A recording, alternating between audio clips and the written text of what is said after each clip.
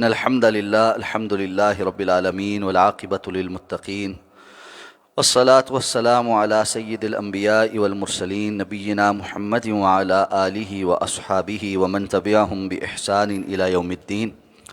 الحمد لله الذي هدانا لهذا وما كنا لنهتدي لولا أن هدانا الله. رب اشرح لي صدري ويسر لي أمري واحلل عقدة من لساني يفقه قولي. اللهم انفعنا بما علمتنا وعلمنا ما ينفعنا وزدنا علما۔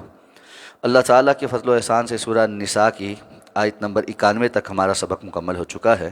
آیت نمبر 92 اور 93 انشاءاللہ آج ہم تلاوت کریں گے۔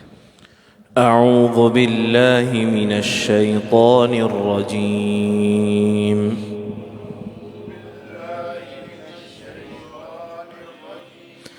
بسم اللہ الرحمن الرحیم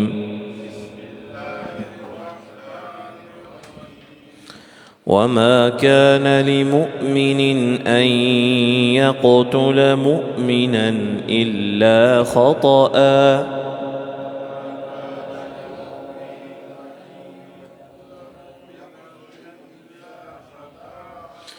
ومن قتل مؤمنا خطأ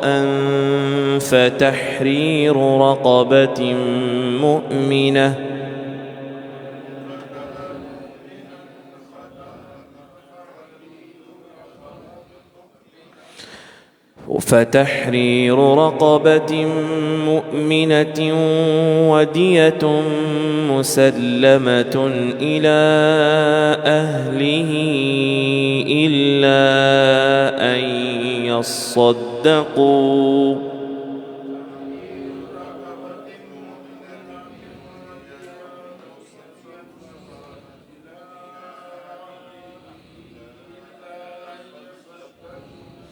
فإن كان من قوم عدو لكم وهو مؤمن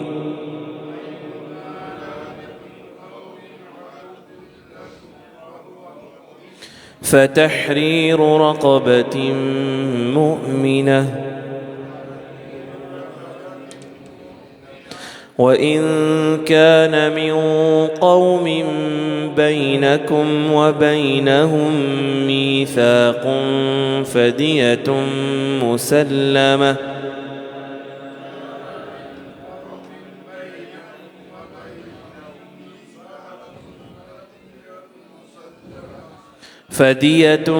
مسلمة إلى أهله وتحرير رقبة مؤمنة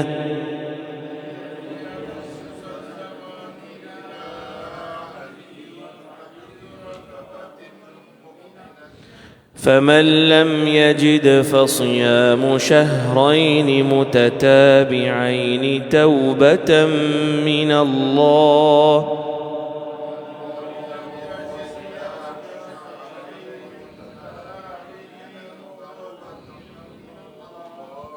وكان الله عليما حكيما ومن يقتل مؤمنا متعمدا فجزاؤه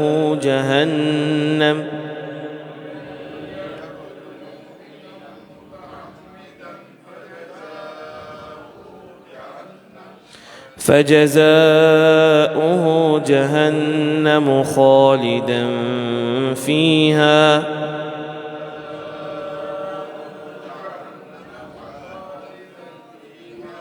وغضب الله عليه ولعنه وأعد له عذابا عظيما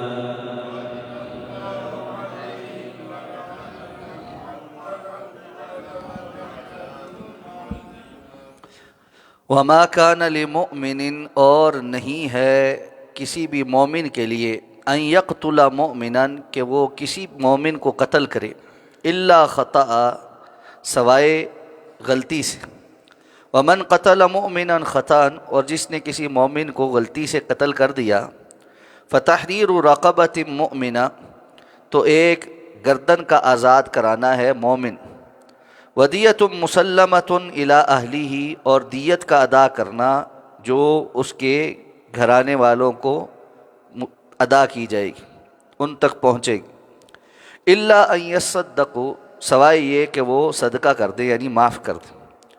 فإن كان من قوم عدو لكم، پس اگر وہ ہو یعنی مقتول کسی ایسی قوم سے جو تمہاری دشمن ہے، وہو مؤمن، اور وہ مومن ہو، فتحریر رقبۃ مؤمنہ، تو ایک مومن گردن کا آزاد کرانا ہے۔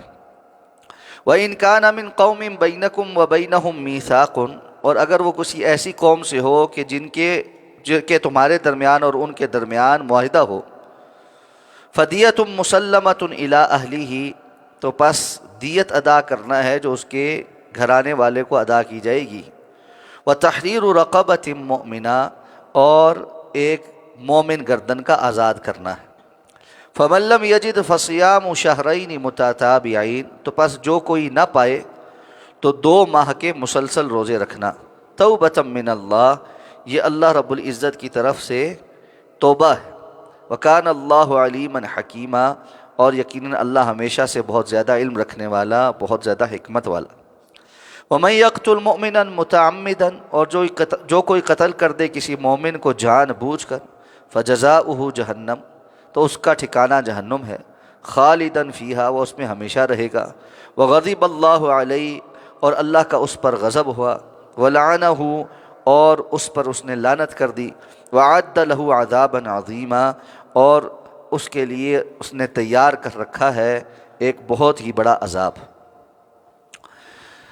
گزشتہ آیات میں قتال کے احکامات نازل فرمائے گئے، اور بہت سارے ایسے لوگوں کا تذکرہ ہوا کہ جو اپنی اپنی قوموں کے اندر ہی بستے تھے۔ ان میں سے کچھ تھے جو قوم کو مجبوری کی وجہ سے نہیں چھوڑ سکتے تھے، اور کچھ تھے جو منافقت کی بنا پر وہاں بیٹھے ہوئے تھے اور مسلمانوں کی مخالفت کر رہے تھے۔ اب ایسے میں یہ ممکن تھا کہ کسی قوم کے ساتھ یا گروہ کے ساتھ یا قبیلے کے ساتھ مڈ بھیڑ میں ایسے لوگ قتل کر دیے جائیں جو اندر سے مسلمان یا مومن ہو چکے، جبکہ انہوں نے ابھی اپنے ایمان کا اظہار نہیں کیا تھا، لیکن ان کے قتل ہو جانے پر ان کے جاننے والے دیگر کچھ اور اہل ایمان نے گواہی دے دی کہ یہ بندہ مومن ہو گیا تھا۔ تو اب ایسے میں کیا کیا جائے؟ تو اس حوالے سے یہ آیات نازل ہوئیں۔ تو اللہ تعالیٰ نے سب سے پہلے تو یہ بات ارشاد فرمائی کہ وما کان لمؤمن ان یقتل مؤمنا، کسی مومن کے لیے یہ ممکن ہی نہیں، یہ روا ہی نہیں کہ وہ کبھی بھی کسی مومن کو قتل کرے۔ بندہ مومن ہو اور دوسرے مومن کی جان لے لے، اسی لیے اگلی آیت میں اس کی بڑی سخت وعید نازل ہوئی ہے، اس پر بات کرتے ہیں۔ سوائے یہ کہ الا خطأ، غلطی سے ایسا ہو جائے۔ یہ اب احکامات ہر قتل خطا کے لیے ہیں۔ اگر وہ میدان کے جہاد کے میدان میں ہو جائے تب بھی، کہیں شکار وغیرہ کرتے ہوئے ہو جائے غلطی سے تب بھی، ویسے کسی جگہ جیسے کوئی بندہ ایکسیڈنٹ میں گاڑی وغیرہ سے کسی کو کچل دے، اس سارے معاملات میں بھی جو قتل خطا ہے اس کے معاملات، اس کی جو کفارہ ہے اور اس کی جو بدلہ ہے وہ کیا ہے، وہ اس آیت میں بیان ہوا۔ تو یہ بات ذہن میں رہنی چاہیے کہ یہ قتل خطا کا معاملہ ہے۔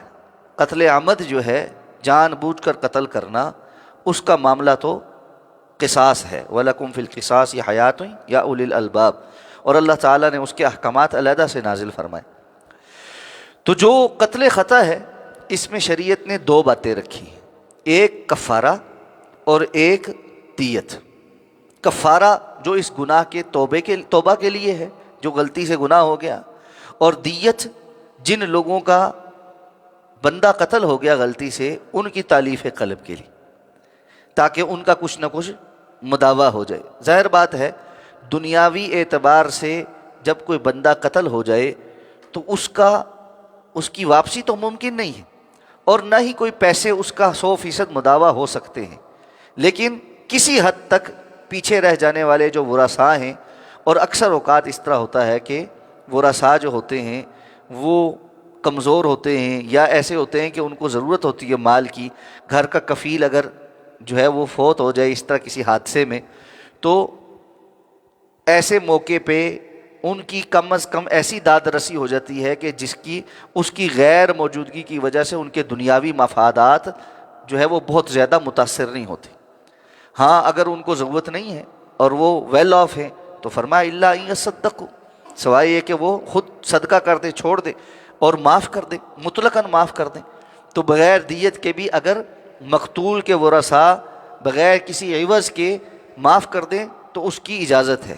اور وہ قتل عمد میں بھی ہے کہ اگر کسی بندے کو جان بوجھ کر کسی نے قتل کر دیا اور بعد میں مقتول کے ورثاء اس سے بدلہ نہیں لینا چاہتے اور اس کو معاف کر دیتے ہیں تو وہ اس کو معاف کر سکتے ہیں کہ یہ دنیاوی حقوق کا معاملہ ہے.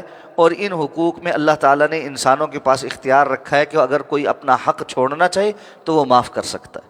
اب اس میں کچھ تفصیل ہے.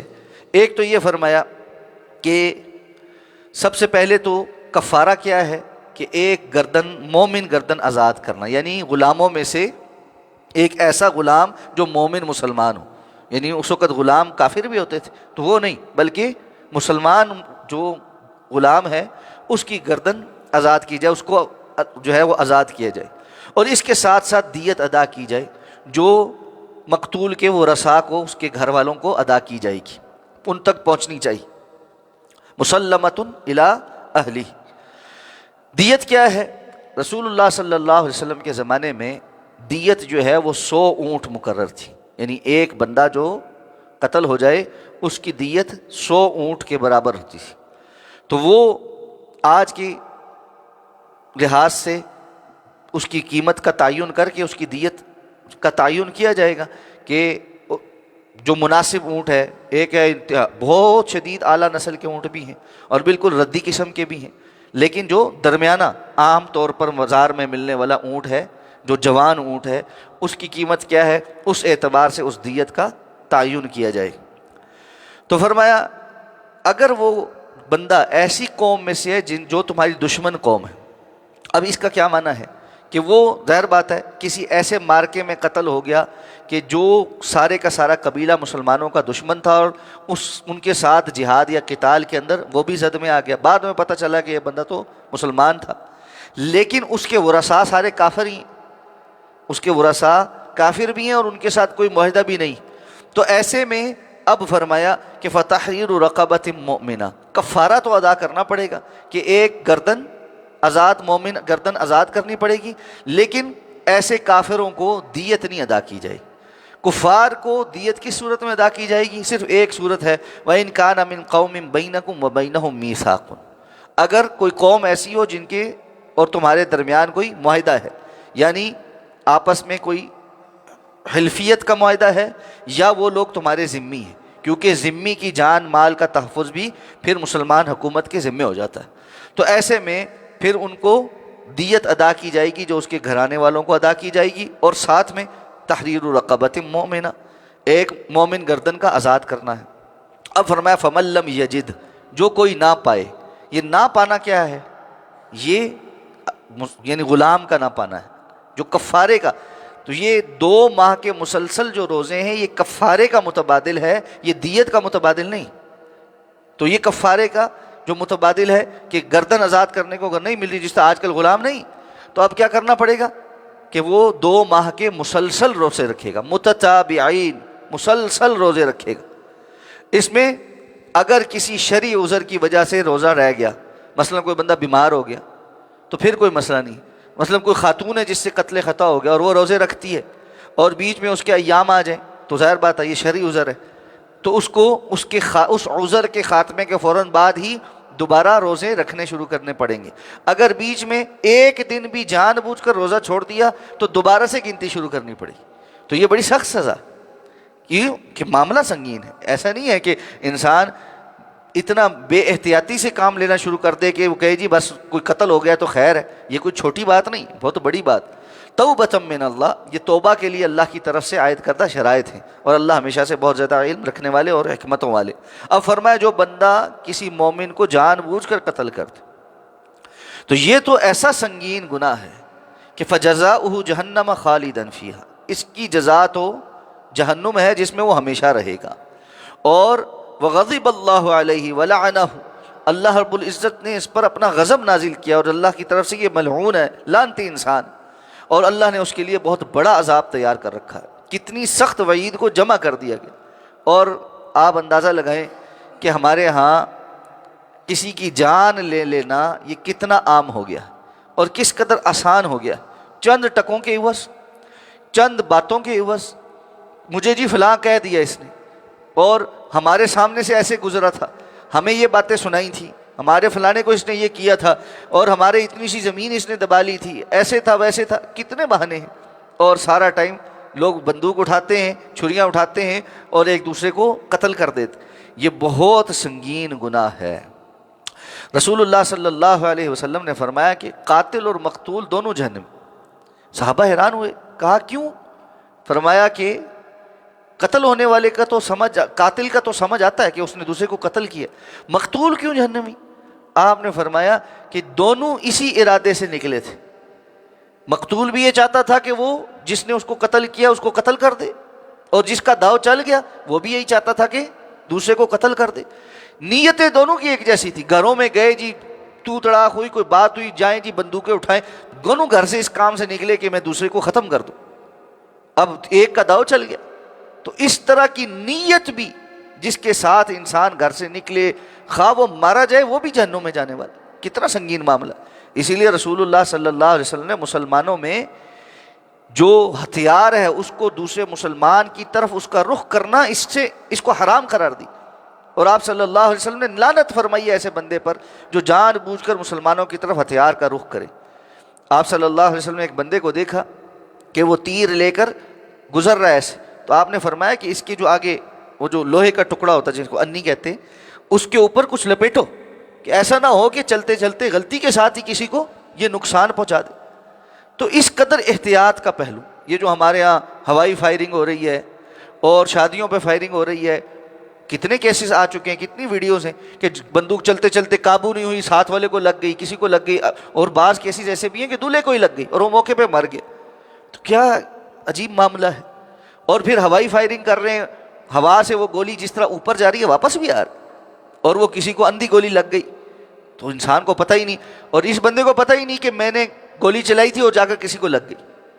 کتنا بڑا گناہ ہے. اس لیے کبھی اس انداز میں ہوا میں فائرنگ یا اس قسم کا معاملہ نہیں کرنا چاہیے جس سے کسی کو نقصان پہنچے. اور جان بوجھ کر وہ تو کسی طور پر بھی قابل معافی نہیں.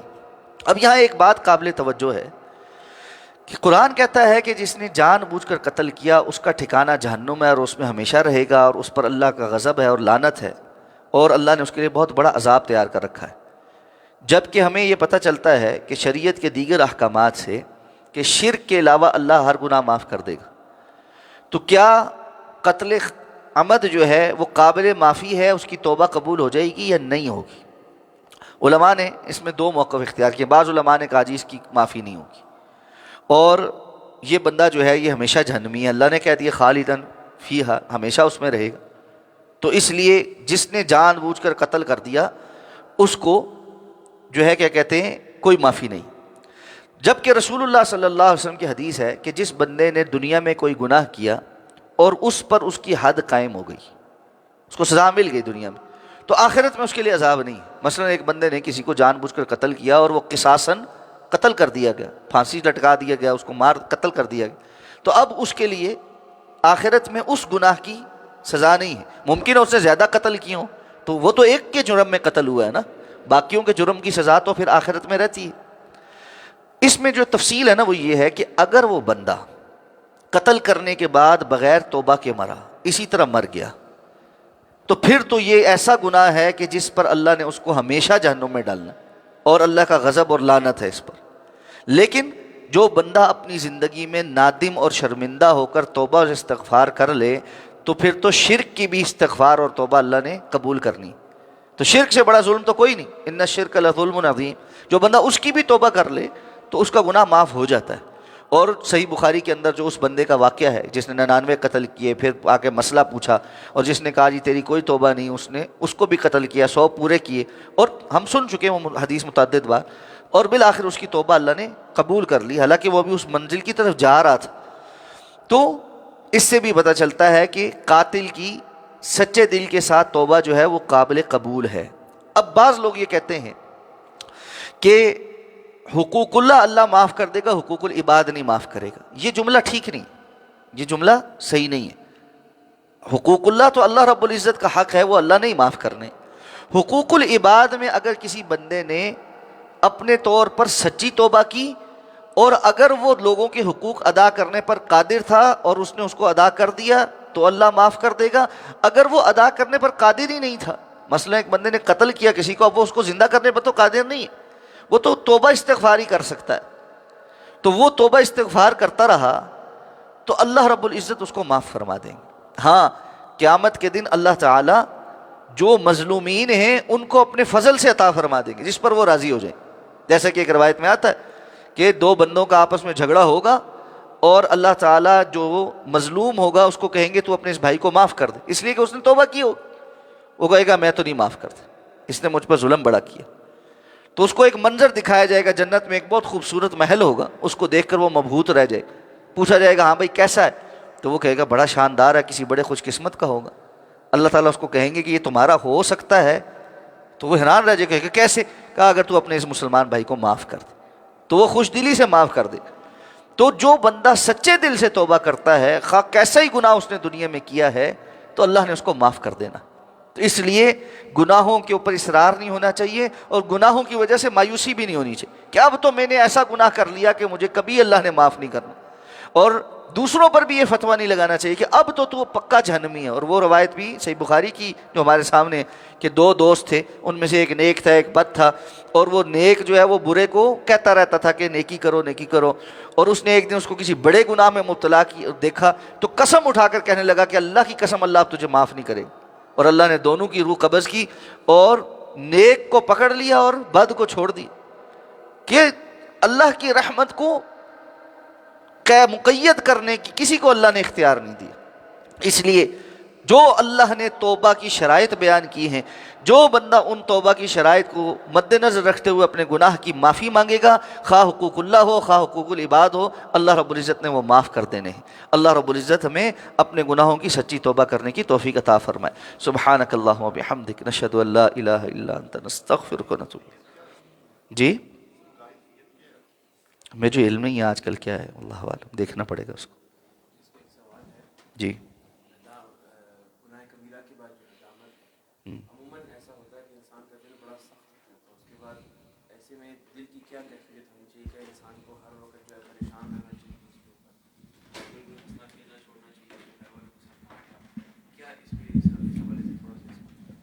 اچھا، پہلی بات یہ ہے کہ گناہ کبیرہ کے بعد جو ندامت ہے اس کا تعلق یہ نہیں ہے کہ بندہ ہر ٹائم بیٹھ کے رو رہا ہے، یہ پاسبل بھی نہیں ہے کہ انسان ہمہ وقت ایک ہی کیفیت میں رہے اور سارا وقت جو ہے مرنے تک روتا ہی رہے۔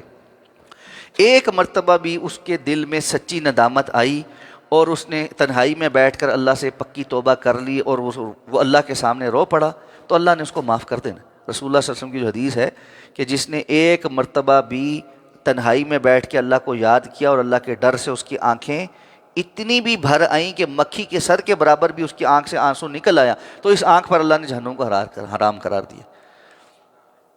آنسو نہ آئے تو دل توبہ، یعنی اس کی توبہ اگر سچی ہے تو اللہ رب العزت کے ہاں تو معلوم ہے نا، اللہ تو دلوں کے حال جانتا ہے کہ اس کی توبہ سچی ہے یا نہیں۔ اللہ رب العزت تو مخفی اور پوشیدہ نہیں ہے نا، تو اس لیے۔ اور دوسرا یہ کہ عام روٹین میں ایسے بندے کو اگر اس کو پتہ ہے میرے کبیرہ گناہ ہیں اور اس کے باوجود مجھے رونا نہیں آتا، تو یہ بہت بڑی ایک علیحدہ بیماری ہے، یہ ایک علیحدہ بیماری ہے۔ اس کے لیے کثرت سے توبہ استغفار کرتے ہوئے اس کو اللہ رب العزت سے اس پر بھی معافی مانگنی چاہیے کہ اللہ میرا دل تنگ ہو گیا ہے، سخت ہو گیا ہے، تو میرے دل کو نرم کر دے، تو انشاءاللہ اللہ رب العزت اس کی توبہ قبول کرتے اس کو دل کی نرمی بھی عطا فرمائے۔